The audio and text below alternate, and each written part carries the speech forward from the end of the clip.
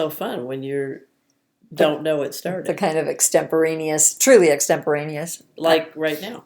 For instance. Uh-huh. Hello, everybody. Hi, everybody. Welcome back to another episode of Thoughts Explored. Hope everybody's having a great day. It's sunny here in Seattle. Well, we've arrived at the end of the month, and I have been traveling back and forth, so we said, we better do it because today is the last day. So, with that said, it's funny because normally I don't tell Lex what the topic is that we're going to discuss. And today she said, so what's the topic? So I got a little sneak preview. She got a little sneak preview. So the question before us today is, when we are creating from a place of fear, and then when we are then decide that we're creating from a place of love, how do those actions feel? I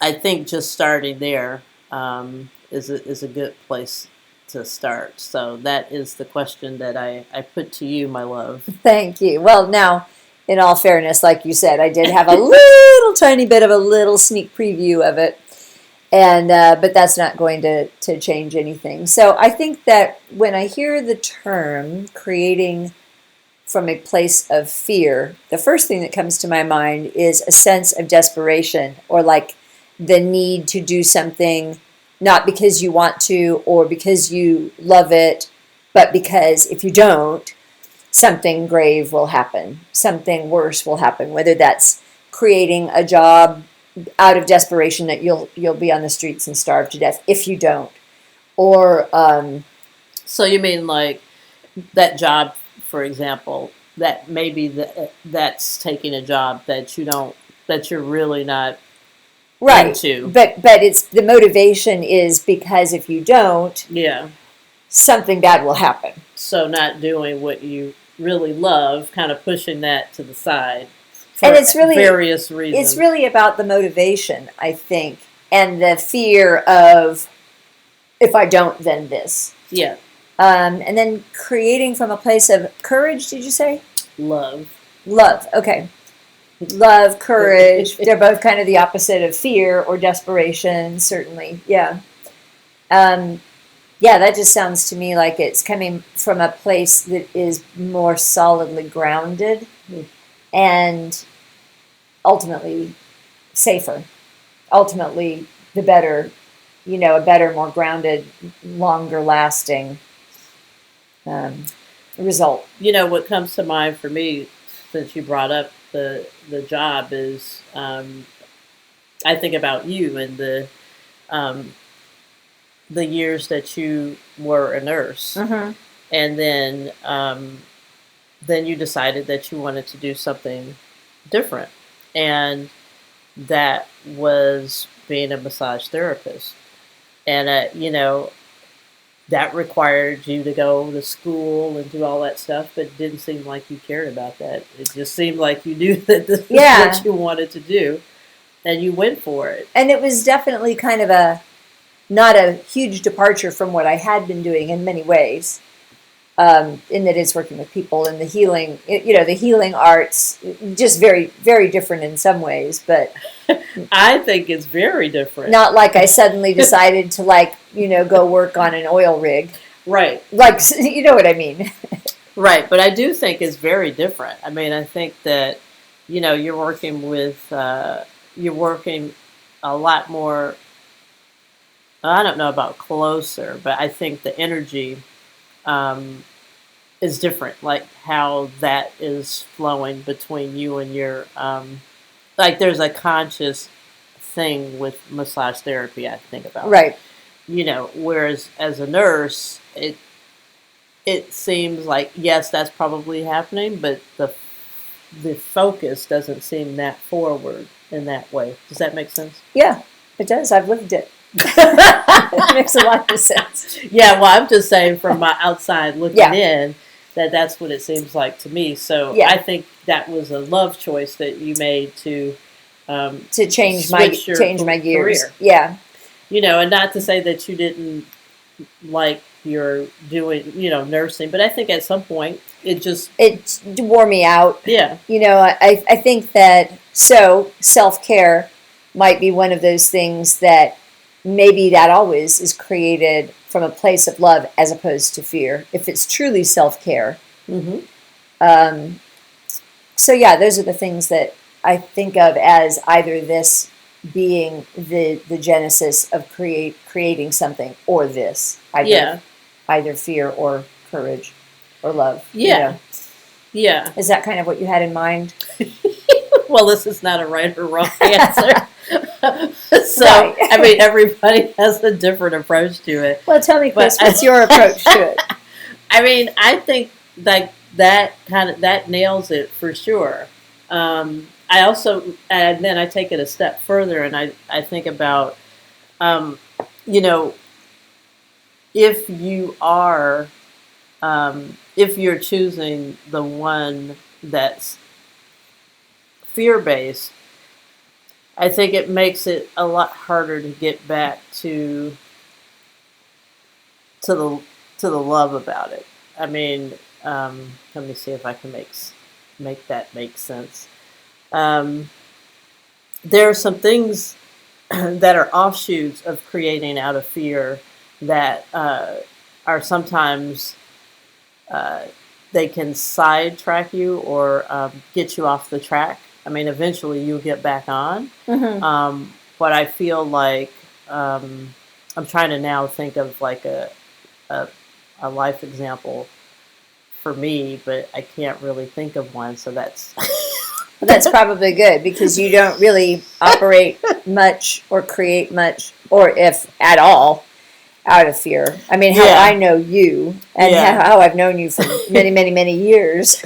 So I guess I'll use the other one. I mean, for me, I think I decided, like at a pretty young age, and I don't know how this happened, but that, well, I think it was probably through some experience that doing things because somebody else expects you to do that is not really at the end of the day,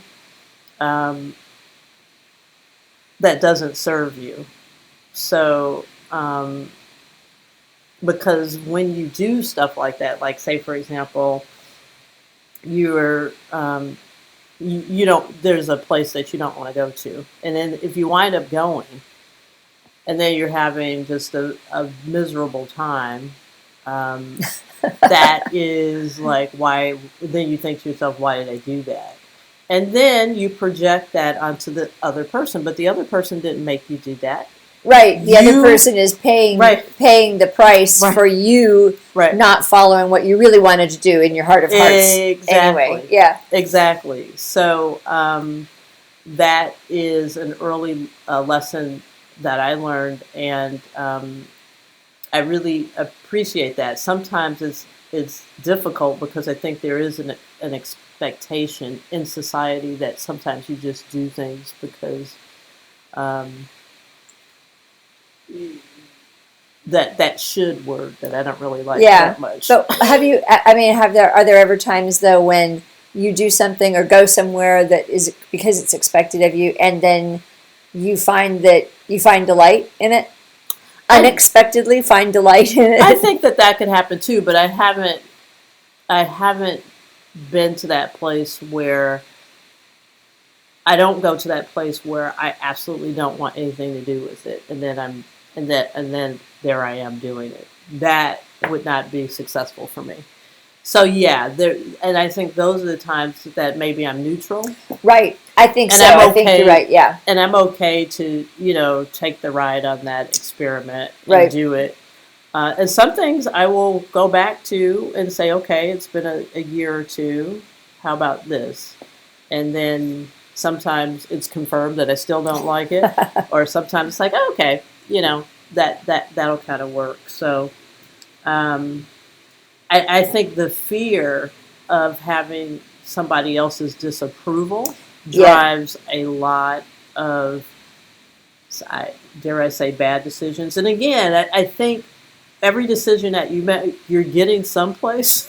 Sure. You might be going, even if it's just self-knowledge that, Right. wow, that was acting out of fear. right, And then examining what was but that fear. that's helpful. Yeah, exactly. The That's- fear of, was it the fear of somebody else's disapproval or the fear of, that's all that self-examination, I think, if you have the wherewithal Yeah, post-action or post-creating something out of fear to then no, that's step being, back a couple of steps and go, that's being aware. That's what I would Yeah. call that.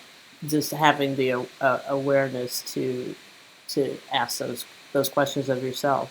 that self-examination. And then you can wrap that up and say, well, ultimately, in the long run, it was good because I learned this, or this, and Yeah. hopefully not too much damage was done in the meantime. Yeah. And that's the thing, right? Well, Sometimes a lot of derailing can happen. that's what it is. But I think sometimes that's part of the journey. Yeah. Right.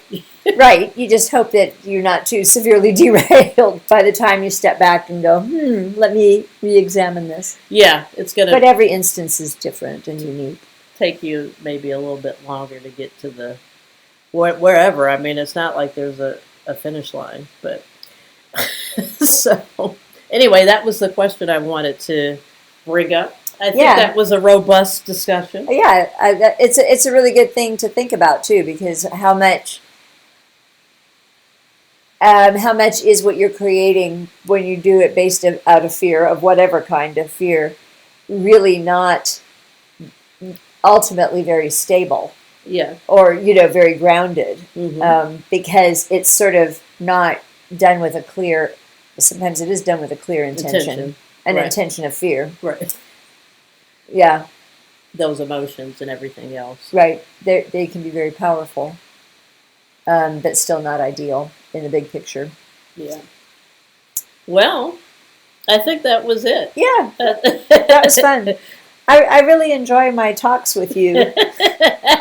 You always have such interesting subject matters, and then me. I mean, I can talk about anything once somebody gets me started. Yeah, that's right. All right, everybody. I think we'll wrap up this session for today. Yeah, nice sharing our thoughts. Thanks for listening. And we'll see you next month, which will be in one day. Love Okay. and gratitude, everyone. Love and gratitude.